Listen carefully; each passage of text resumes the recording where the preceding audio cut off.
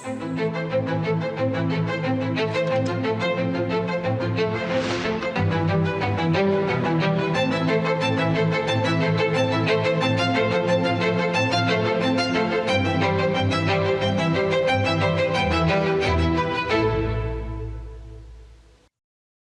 વહાલા દેશવાસીઓ, મન કી બાતમાં આપ સૌની સાથે જોડાવવું, આપ સૌ પાસેથી શીખવું, દેશના લોકોની ઉપલબ્ધિઓ વિશે જાણવું ખરેખર મને ખૂબ જ સુખદ અનુભવ આપે છે।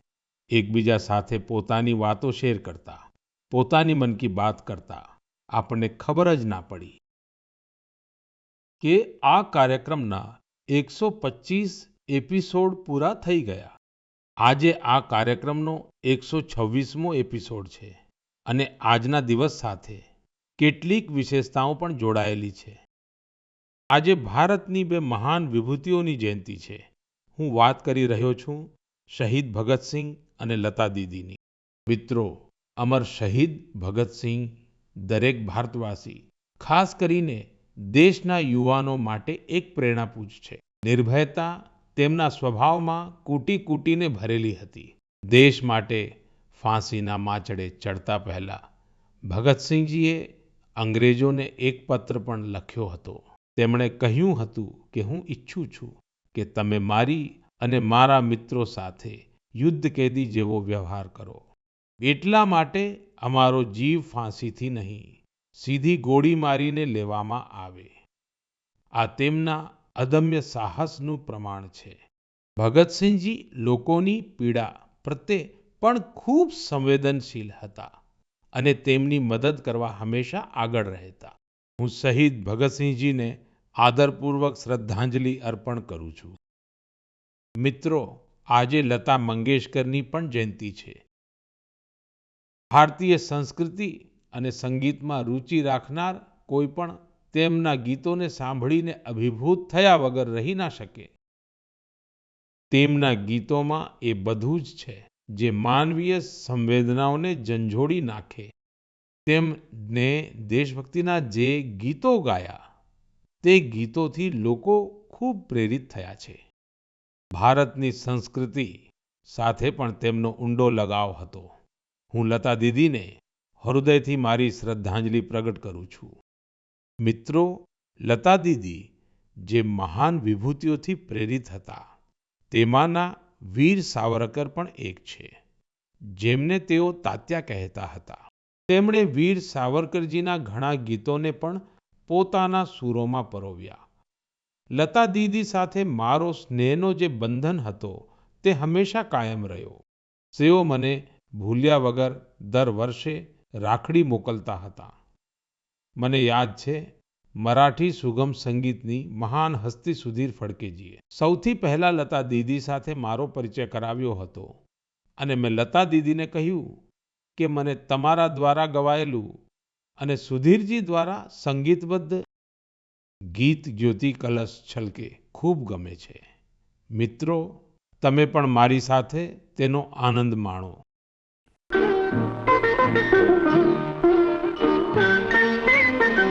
ज्योति कलश छलके,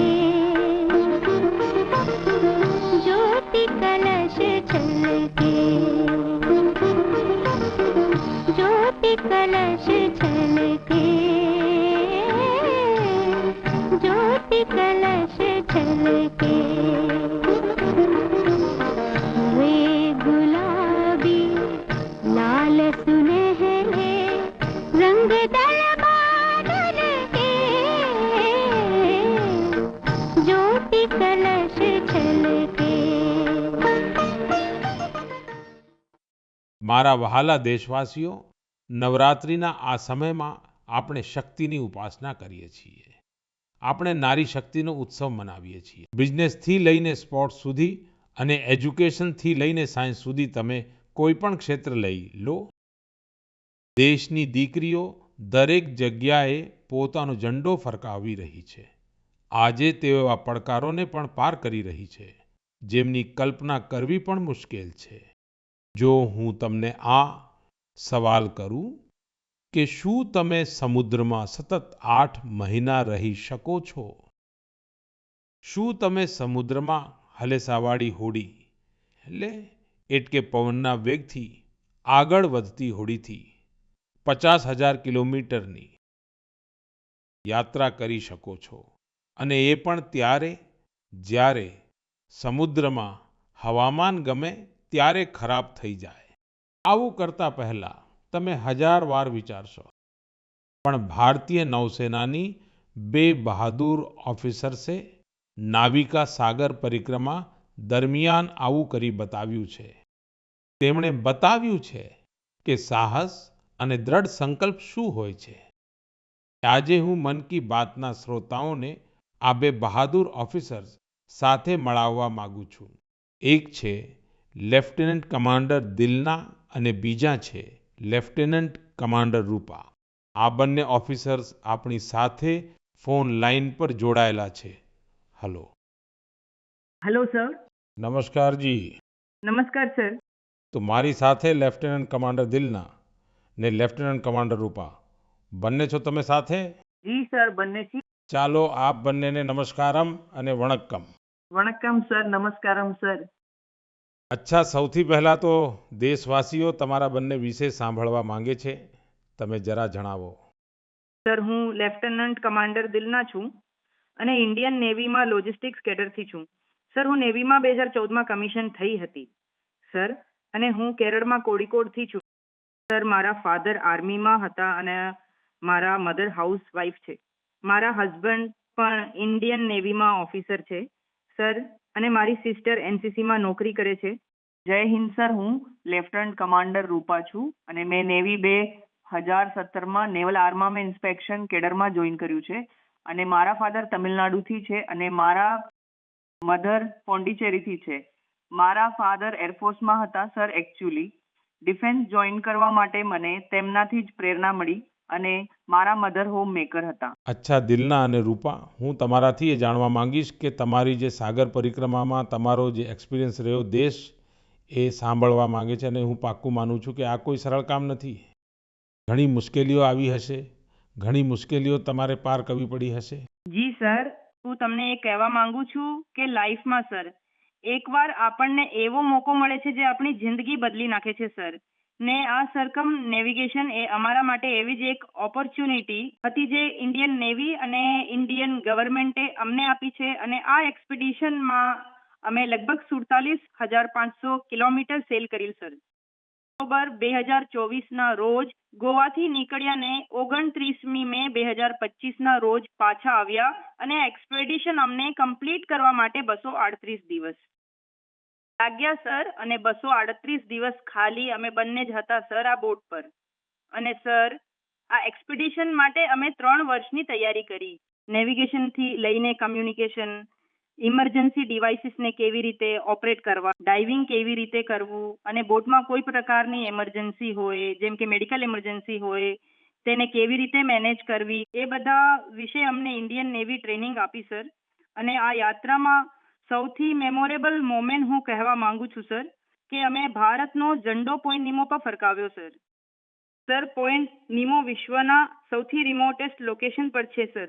સૌથી નજીક ત્યાંથી કોઈ માણસ હોય તો તે ઇન્ટરનેશનલ સ્પેસ સ્ટેશનમાં છે અને ત્યાં એક સેલ બોટમાં પહોંચનારા પહેલા ભારતીય અને પહેલા એશિયન અને વિશ્વના પહેલા વ્યક્તિ અમે બન્યા સર. અને આ અમારા માટે ગર્વની વાત છે સર. વાહ, ખૂબ ખૂબ અભિનંદન તમને. Thank you sir.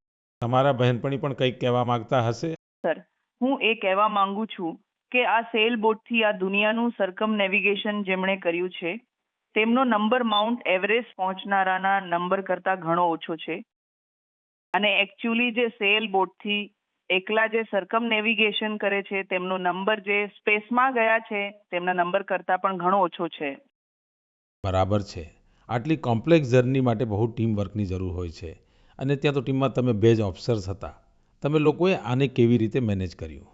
સર આવી યાત્રા માટે અમારે બને એક સાથે મહેનત કરવી પડતી હતી. અને જેમ લેફ્ટનન્ટ કમાન્ડર દિલનાએ કહ્યું, આ અચીવ કરવા માટે ખાલી અમે બંને જ હતા બોટ પર. અને અમે બોટ રિપેરર હતા, એન્જિન મિકેનિક હતા, cell maker, medical assistant, Cook, cleaner, diver, navigator અને બધું જ એકસાથે બનવું પડતું હતું. અને આ અમને અચીવ કરાવવા માટે ઇન્ડિયન નેવીનું મોટું કોન્ટ્રીબ્યુશન હતું અને અમને દરેક પ્રકારની ટ્રેનિંગ આપી છે. એકચ્યુઅલી સર, અમે 4 વર્ષથી સાથે સેલ કરી રહ્યા છીએ, તો એકબીજાની સ્ટ્રેન્થ અને વીકનેસ અમને સારી રીતે ખબર છે. એટલા માટે અમે બધાને કહીએ છીએ કે અમારી બોટ પર એક ઇક્વિપમેન્ટ હતું જે ક્યારેય ફેલ નથી થયું. એ અમારું બંનેનું ટીમ વર્ક હતું. બરાબર છે. હવામાન જ્યારે બગડતું, કારણ દરિયાઈ દુનિયા તો એવી જ છે જ્યાં હવામાનનું કોઈ ઠેકાણું નથી હોતું, તો તમે એ સિચ્યુએશનને કેવી રીતે હેન્ડલ કરતા? સર, અમારી યાત્રામાં ઘણા બધા એડવર્સ ચેલેન્જીસ હતા સર. અમારે આ એક્સપેડિશનમાં ઘણા ચેલેન્જીસ ફેસ કરવા પડ્યા. એસ્પેશિયલી સર, સધર્ન ઓશનમાં હંમેશા હવામાન ખરાબ હોય છે. અમારે 3 તોફાનોને પણ ફેસ કરવા પડ્યા ને સર. અમારી બોટ માત્ર 17 મીટરની છે અને લેન્થમાં તેની વીથ છે માત્ર 5 મીટર. તો ક્યારેક ક્યારેક કેટલાક મોજા આવતા જે 3 સ્ટોરી બિલ્ડિંગ કરતાં પણ મોટા હતા સર. અને અમે ખૂબ વધારે ગરમી અને ખૂબ વધારે ઠંડી બંને ફેસ કરી છે અમારી જર્નીમાં. એન્ટાર્કટિકામાં સર, જ્યારે અમે સેલ કરી રહ્યા હતા, અમારું ટેમ્પરેચર 1 ડિગ્રી સેલ્સિયસ અને 90 કિલોમીટર પર અવરનો પવન બંનેનો એકસાથે અમારે સામનો કરવો પડ્યો હતો.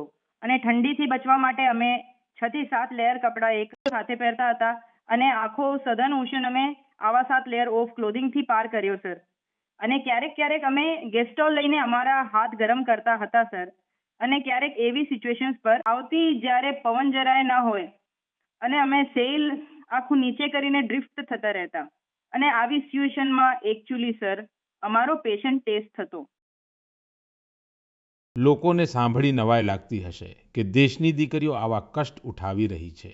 આ પરિક્રમા વખતે તમે ઘણા દેશમાં રોકાયા હતા.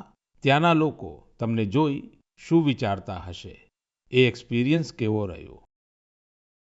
જી સર, ખૂબ સારો એક્સપિરિયન્સ રહ્યો. અમે 8 મહિનામાં 4 જગ્યાએ રોકાયા. ન્યૂઝીલેન્ડ, ઓસ્ટ્રેલિયા, ફોર્ટ સ્ટેનલી ને સાઉથ આફ્રિકા. દરેક જગ્યાએ એવરેજ કેટલો સમય રોકાવું પડતું? 14 દિવસ સ્ટે કર્યું સર અમે એક જગ્યાએ. એક જગ્યાએ 14 દિવસ? Correct sir. અને સર, અમે વિશ્વના દરેક ખૂણામાં ભારતીયોને જોયા સર. એ પણ ખૂબ એક્ટિવ અને ખૂબ કોન્ફિડન્સ સાથે ભારતનું નામ રોશન કરી રહ્યા છે. અને અમને એવું લાગ્યું કે અમારો જે સક્સેસ છે સર, એ પોતાનો પણ સક્સેસ માનતા હતા. એન્ડ દરેક જગ્યા અમને અલગ અલગ એક્સપિરિયન્સ મળ્યો. જેમ કે ઓસ્ટ્રેલિયામાં વેસ્ટર્ન ઓસ્ટ્રેલિયન પાર્લિમેન્ટના સ્પીકરે અમને બોલાવ્યા. તેમણે અમને ખૂબ મોટિવેટ કર્યા સર. અને હંમેશા આવી બધી વસ્તુઓ થતી સર, તો અમને ખૂબ ગર્વ થતો. અને જ્યારે અમે ન્યૂઝીલેન્ડ ગયા ત્યારે માઓરી લોકોએ અમારું સ્વાગત કર્યું ને આપણા ભારતીય કલ્ચર માટે ખૂબ રિસ્પેક્ટ બતાવ્યું સર. એન્ડ એક ઇમ્પોર્ટન્ટ વાત છે સર, ફોર્ટ સ્ટેનલી એક રિમોટ આઇલેન્ડ છે સર. તે સાઉથ અમેરિકા પાસે છે. ત્યાં ટોટલ પોપ્યુલેશન માત્ર 3,500 જ છે સર. પણ ત્યાં અમે એક મિની ઇન્ડિયા જોયું અને ત્યાં 45 ઇન્ડિયન્સ હતા. તેમણે અમને પોતાના જ સમજ્યા અને અમને ઘર જેવો અનુભવ કરાવ્યો સર. સરસ. દેશની એ દીકરીઓ માટે આપ બંને શું મેસેજ આપવા માંગશો જે તમારી જેમ જ કંઈક અલગ કરવા માંગે છે? સર, હું લેફ્ટનન્ટ કમાન્ડર રૂપા બોલી રહી છું અત્યારે. હું આપના માધ્યમથી સૌને એ કહેવા માંગુ છું કે જો કોઈ પણ મન લગાવીને મહેનત કરે તો આ જગતમાં કંઈ પણ ઇમ્પોસિબલ નથી. તમે ક્યાંથી છો, ક્યાં જન્મ્યા છો, એ કંઈ મેટર નથી કરતું સર. એ અમારી બંનેની ઈચ્છા છે કે ભારતના યુવાનો અને મહિલાઓ મોટા સપના જુએ અને ફ્યુચરમાં ઓલ ગર્લ્સ અને વુમેન ડિફેન્સમાં, સ્પોર્ટ્સમાં ને એડવેન્ચરમાં સામેલ થઈને દેશનું નામ રોશન કરે. આ દિલના અને રૂપા, તમારી વાતો સાંભળીને મને પણ ખૂબ રોમાંચનો અનુભવ થઈ રહ્યો છે કે કેટલો મોટો સાહસ તમે બતાવ્યો છે. આપ બંનેને મારા તરફથી ખૂબ ખૂબ ધન્યવાદ. ચોક્કસપણે તમારી મહેનત, તમારી સફળતા, તમારી અચીવમેન્ટ દેશના યુવકોને, દેશની યુવતીઓને ખૂબ પ્રેરિત કરશે. આમ જ તિરંગો ફરકાવતા રહો. ભવિષ્યના પ્રયાસો માટે તમને મારી ખૂબ ખૂબ શુભેચ્છાઓ. Thank you. ખૂબ ખૂબ ધન્યવાદ. વણક્કમ, નમસ્કારમ. નમસ્કાર સર. મિત્રો, આપણા વાર તહેવારો ભારતની સંસ્કૃતિને જીવંત બનાવી રાખે છે. છઠ પૂજા એવો જ એક પાવન તહેવાર છે જે દિવાળી પછી આવે છે. સૂર્યદેવને સમર્પિત આ મહાપર્વ ખૂબ જ વિશેષ છે. એમાં આપણે ડૂબતા સૂર્યને પણ અર્ધ્ય આપીએ છીએ, તેમની આરાધના કરીએ છીએ. છઠ માત્ર દેશના અલગ-અલગ ભાગોમાં જ નથી ઉજવાતી, પણ જગભરમાં તેની છટા જોવા મળે છે. આજે આ એક ગ્લોબલ ફેસ્ટિવલ બની રહ્યો છે. મિત્રો, મને તમને એ જણાવતા ખૂબ ખુશી થાય છે કે ભારત સરકાર પણ છઠ પૂજાને લઈને એક મોટા પ્રયાસમાં લાગેલી છે. ભારત સરકાર છઠ મહાપર્વને યુનેસ્કોની ઇન્ટેન્જિબલ કલ્ચરલ હેરિટેજ લિસ્ટ એટલે કે યુનેસ્કોની સાંસ્કૃતિક ધરોહરની સૂચિમાં સામેલ કરાવવાનો પ્રયાસ કરી રહી છે. છઠ પૂજા જ્યારે યુનેસ્કોની સૂચિમાં સામેલ થશે, ત્યારે વિશ્વના ખૂણે-ખૂણે લોકો તેની ભવ્યતા અને દિવ્યતાનો અનુભવ કરી શકશે. મિત્રો, થોડા સમય પહેલા ભારત સરકારના આવા જ પ્રયાસોથી કોલકાતાની દુર્ગા પૂજા પણ યુનેસ્કોની આ લિસ્ટનો ભાગ બની છે. આપણે આપણા સાંસ્કૃતિક આયોજનોને આવી જ વૈશ્વિક ઓળખ અપાવીશું તો વિશ્વ પણ તેમના વિશે જાણશે, સમજશે, તેમાં સામેલ થવા માટે આગળ આવશે. મિત્રો, 2 ઓક્ટોબરે ગાંધી જયંતિ છે. ગાંધીજીએ હંમેશા સ્વદેશીને અપનાવવા પર ભાર મૂક્યો અને એમાં ખાદી સૌથી પ્રમુખ હતું. દુર્ભાગ્યવશ આઝાદી પછી ખાદીની રોનક થોડી ફીકી થવા માંડી હતી. પણ છેલ્લા 11 વર્ષોમાં ખાદી પ્રત્યે દેશના લોકોનું આકર્ષણ ખૂબ વધી ગયું છે. છેલ્લા કેટલાક વર્ષોમાં ખાદીના વેચાણમાં ખૂબ તેજી જોવા મળી છે. હું આપ સૌને આગ્રહ કરું છું કે 2 ઓક્ટોબરે કોઈને કોઈ ખાદી પ્રોડક્ટ જરૂર ખરીદો. ગર્વથી કહો, આ સ્વદેશી છે. એને સોશિયલ મીડિયા પર વોકલ ફોર લોકલ સાથે શેર પણ કરો. મિત્રો, ખાદીની જેમ જ આપણા હેન્ડલૂમ અને હેન્ડીક્રાફ્ટ સેક્ટરમાં પણ ઘણો બદલાવ જોવા મળી રહ્યો છે.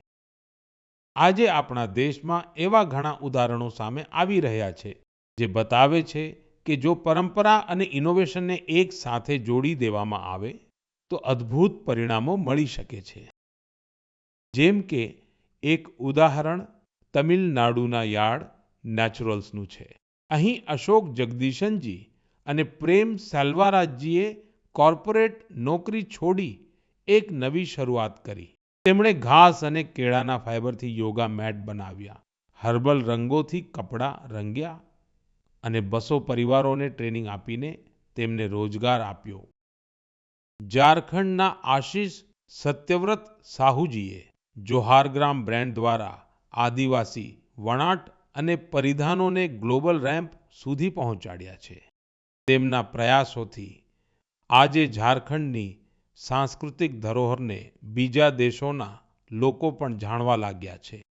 બિહારના મધુબની જિલ્લાના સ્વીટી કુમારીજીએ તેમણે પણ સંકલ્પ ક્રિએશન શરૂ કર્યું છે. મિથિલા પેઇન્ટિંગને તેમણે મહિલાઓની આજીવિકાનું સાધન બનાવી દીધું છે. આજે 500થી વધુ ગ્રામીણ મહિલાઓ તેમની સાથે જોડાઈ છે અને આત્મનિર્ભરતાના માર્ગ પર છે. સફળતાની આ બધી ગાથાઓ આપણને શીખવે છે કે આપણી પરંપરાઓમાં આવકના કેટલાય સાધનો છુપાયેલા છે. જો ઈરાદો પાક્કો હોય તો સફળતા આપણાથી દૂર જઈ શકતી નથી. મારા વહાલા દેશવાસીઓ, આવનારા થોડા જ દિવસોમાં આપણે વિજયાદશમી મનાવવાના છીએ. આ વખતે વિજયાદશમી એક બીજા કારણથી પણ ખૂબ વિશેષ છે. આ જ દિવસે રાષ્ટ્રીય સ્વયંસેવક સંઘની સ્થાપનાના 100 વર્ષ થઈ રહ્યા છે. એક શતાબ્દીની આ યાત્રા જેટલી અદ્ભુત છે, અભૂતપૂર્વ છે, તેટલી જ પ્રેરક છે. આજથી 100 વર્ષ પહેલા જ્યારે રાષ્ટ્રીય સ્વયંસેવક સંઘની સ્થાપના થઈ હતી, ત્યારે દેશ સદીઓથી ગુલામીની સાંકળોમાં બંધાયેલો હતો. સદીઓની આ ગુલામીએ આપણા સ્વાભિમાન અને આત્મવિશ્વાસને ઊંડો આઘાત પહોંચાડ્યો હતો. વિશ્વની સૌથી પ્રાચીન સભ્યતા સામે ઓળખનું સંકટ ઊભું કરવામાં આવી રહ્યું હતું. દેશવાસીઓ હીન ભાવનાનો શિકાર બનવા લાગ્યા હતા. એટલા માટે દેશની આઝાદીની સાથે સાથે એ પણ મહત્વનું હતું કે દેશ વૈચારિક ગુલામીથી પણ આઝાદ થાય. તો આ સમયે પરમ પૂજ્ય ડૉક્ટર હેડગેવારજીએ આ વિષયમાં મંથન કરવાનું શરૂ કર્યું અને પછી આ જ ભગીરથ કાર્ય માટે તેમણે 1925માં વિજયાદશમીના પાવન અવસર પર રાષ્ટ્રીય સ્વયંસેવક સંઘની સ્થાપના કરી. ડૉક્ટર સાહેબના ગયા પછી પરમ પૂજ્ય ગુરુજીએ રાષ્ટ્ર સેવાના આ મહાયજ્ઞને આગળ વધાર્યો.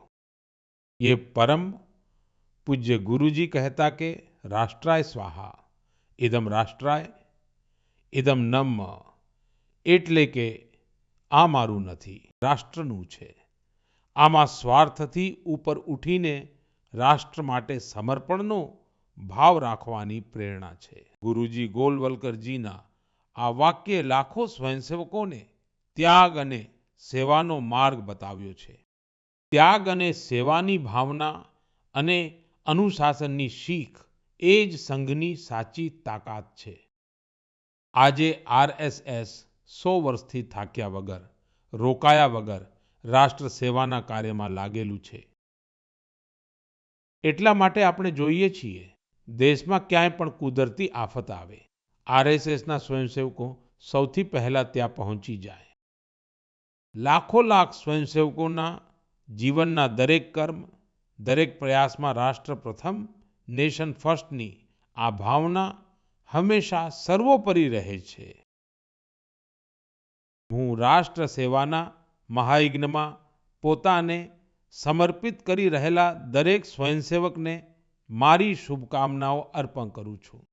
મારા વહાલા દેશવાસીઓ, આવતા મહિને 7 ઓક્ટોબરે મહર્ષિ વાલ્મીકી જયંતિ છે. આપણે સૌ જાણીએ છીએ મહર્ષિ વાલ્મીકી ભારતીય સંસ્કૃતિના કેટલા મોટા આધાર છે. એ મહર્ષિ વાલ્મીકી જ હતા જેમણે આપણને ભગવાન રામની અવતાર કથાઓથી આટલા વિસ્તારથી પરિચિત કરાવ્યા. તેમણે માનવતાને રામાયણ જેવો અદ્ભુત ગ્રંથ આપ્યો. મિત્રો, રામાયણનો આ પ્રભાવ તેમાં સમાયેલા ભગવાન રામના આદર્શો અને મૂલ્યોને કારણે છે. ભગવાન રામે સેવા, સમરસતા અને કરુણાથી સૌને ભેટ્યા હતા. એટલા માટે આપણે જોઈએ છીએ મહર્ષિ વાલ્મીકીની રામાયણના રામ માતા શબરી અને નિષાદરાજની સાથે જ પૂર્ણ થાય છે. એટલા માટે મિત્રો, અયોધ્યામાં જ્યારે રામ મંદિરનું નિર્માણ થયું તો સાથે નિષાદરાજ અને મહર્ષિ વાલ્મીકીનું પણ મંદિર બનાવવામાં આવ્યું. મારો તમને આગ્રહ છે, તમે પણ જ્યારે અયોધ્યામાં રામ લલ્લાના દર્શન કરવા જાઓ તો મહર્ષિ વાલ્મીકી અને નિષાદરાજ મંદિરના દર્શન જરૂર કરજો. મારા વહાલા દેશવાસીઓ, કળા, સાહિત્ય અને સંસ્કૃતિની સૌથી ખાસ વાત એ હોય છે કે તે કોઈ એક દાયરામાં બંધાયેલી નથી હોતી. એમની સુગંધ બધી સીમાઓને પાર કરીને લોકોના મનને સ્પર્શે છે. હાલમાં પેરિસના એક કલ્ચરલ ઇન્સ્ટિટ્યૂટ સાઉથ મંડપાએ પોતાના 50 વર્ષ પૂરા કર્યા. આ સેન્ટરે ભારતીય નૃત્યને લોકપ્રિય બનાવવામાં પોતાનું વ્યાપક યોગદાન આપ્યું છે. તેની સ્થાપના મિલેના સાલ્વિનીએ કરી હતી. એમને થોડા વર્ષ પહેલા પદ્મશ્રીથી સન્માનિત કરવામાં આવ્યા હતા. હું સૌંત મંડપા સાથે જોડાયેલા બધા લોકોને ખૂબ ખૂબ અભિનંદન પાઠવું છું અને ભવિષ્યના પ્રયાસો માટે એમને શુભકામનાઓ પાઠવું છું. મિત્રો, હવે હું તમને 2 નાની ઓડિયો ક્લિપ સંભળાવી રહ્યો છું. એના પર ધ્યાન આપજો. दयालु सित किन सितना मिनिहा कौरुंदो मसबंदे मिनिहा गन सोंदिने नैनु वेदो बिंद कुदु सितुवे दयालु सित किन सितना मिनिहा कौरुंदो मसबंदे मिनिहा गन सोंदिने. હવે બીજી ક્લિપ પણ સાંભળો. மனிதன் மனிதனுக்காயில்லையே மற்றதுதான் இங்கு கவலைப்படும் கருணையுள்ளத்தில் பரவிடவே அன்பு செய்வாய் நீ என் தோழா மனிதன் மனிதனுக்காயில்லையே மற்றதுதான் இங்கு கவலைப்படும் કરુણયુள்ளத்தில் પરવિડવે. મિત્રો, આ અવાજ એ વાતનો સાક્ષી છે કે કઈ રીતે ભૂપેન હજારિકાજીના ગીતોથી વિશ્વભરના અલગ અલગ દેશો એકબીજા સાથે જોડાય છે. હકીકતમાં શ્રીલંકામાં એક ખૂબ જ પ્રશંસનીય પ્રયાસ થયો છે. એમાં ભૂપેન્દાજીના પ્રતિષ્ઠિત ગીત મનુહે મનુહાર બાબે એનો શ્રીલંકાના કલાકારોએ સિંહાલી અને તમિલમાં અનુવાદ કર્યો છે. મેં તમને એનો જ ઓડિયો સંભળાવ્યો છે. થોડા દિવસો પહેલા મને આસામમાં એમના જન્મ શતાબ્દી સમારોહમાં સામેલ થવાનું સૌભાગ્ય મળ્યું હતું. આ ખરેખર એક ખૂબ જ યાદગાર કાર્યક્રમ રહ્યો. મિત્રો, આસામ આજે જ્યાં ભૂપેન હજારિકાજીની જન્મ શતાબ્દી મનાવી રહ્યું છે, ત્યાં થોડા દિવસો પહેલા એક દુઃખદ સમય પણ આવ્યો છે. જુબિન ગર્ગજીના અકાલીન અવસાનથી લોકો શોકમાં છે. જુબિન ગર્ગ એક પ્રખ્યાત ગાયક હતા, જેમણે દેશભરમાં પોતાની ઓળખ બનાવી. આસામની સંસ્કૃતિ સાથે એમને ખૂબ ઊંડો લગાવ હતો. જુબિન ગર્ગ આપણી યાદોમાં હંમેશા રહેશે અને એમનું સંગીત આવનારી પેઢીઓને મંત્રમુગ્ધ કરતું રહેશે. જુબિન ગાર્ગ આસિલ અહોમોર હમોસ કૃતિર ઉજ્જવલ રત્નો જનોતાર હૃદયોત તેયો હૃદય જીયાય થાકીબો. મિત્રો, થોડા દિવસ પહેલા આપણા દેશે એક મહાન વિચારક અને ચિંતક એલ ભૈરપ્પાજીને પણ ગુમાવ્યા છે. મારો ભૈરપ્પાજી સાથે વ્યક્તિગત સંપર્ક પણ રહ્યો અને અમારી વચ્ચે ઘણા પ્રસંગોએ અલગ અલગ વિષયો પર ઊંડાણપૂર્વક વાતચીત પણ થઈ. એમની રચનાઓ યુવા પેઢીના વિચારોને દિશા આપતી રહેશે. કન્નડની એમની ઘણી બધી રચનાઓનો અનુવાદ પણ ઉપલબ્ધ છે. એમણે આપણને શીખવ્યું કે પોતાના મૂળ અને સંસ્કૃતિ પર ગર્વ કરવો કેટલું મહત્વનું છે. હું એલ ભૈરપ્પાજીને મારી ભાવભીની શ્રદ્ધાંજલિ અર્પણ કરું છું અને યુવાનોને એમની રચનાઓ વાંચવાનો આગ્રહ કરું છું. મારા વહાલા દેશવાસીઓ, આવનારા દિવસોમાં એક પછી એક તહેવારો અને ખુશીઓ આવવાની છે. દરેક તહેવારે આપણે ખરીદી પણ ખૂબ કરીએ છીએ અને આ વખતે તો જીએસટી બચત ઉત્સવ પણ ચાલી રહ્યો છે. મિત્રો, એક સંકલ્પ લઈને તમે તમારા તહેવારોને વધુ ખાસ બનાવી શકો છો. જો આપણે નક્કી કરી લઈએ કે આ વખતે તહેવાર માત્ર સ્વદેશી વસ્તુઓથી જ મનાવીશું, તો જોજો આપણા ઉત્સવની રોનક અનેક ગણી વધી જશે. વોકલ ફોર લોકલને ખરીદીનો મંત્ર બનાવી દો. નક્કી કરી લો હંમેશા માટે જે દેશમાં તૈયાર થયું છે એ જ ખરીદીશું. જેને દેશના લોકોએ બનાવ્યું છે એ જ ઘરે લઈ જઈશું. જેમાં દેશના કોઈ નાગરિકની મહેનત છે એ જ સામાનનો ઉપયોગ કરીશું. જ્યારે આપણે આવું કરીએ છીએ ત્યારે આપણે માત્ર કોઈ સામાન નથી ખરીદતા, આપણે કોઈ પરિવારની આશા ઘરે લાવીએ છીએ, કોઈ કારીગરની મહેનતને સન્માન આપીએ છીએ, કોઈ યુવા ઉદ્યોગીના સપનાને પાંખો આપીએ છીએ. મિત્રો, તહેવારો પર આપણે સૌ આપણા ઘરની સફાઈમાં લાગી જઈએ છીએ, પણ સ્વચ્છતા માત્ર ઘરની 4 દિવાલો સુધી સીમિત ના રહે. ગલી, મહોલ્લો, બજાર, ગામ, દરેક જગ્યાએ સફાઈ આપણી જવાબદારી બને. મિત્રો, આપણે ત્યાં આખો સમય ઉત્સવોનો સમય રહે છે અને દિવાળી એક પ્રકારે મહાઉત્સવ બની જાય છે. હું આપ સૌને આવનારી દીપાવલીની પણ ખૂબ ખૂબ શુભકામનાઓ પાઠવું છું. પણ સાથે સાથે ફરી એકવાર કહીશ કે આપણે આત્મનિર્ભર બનવાનું છે.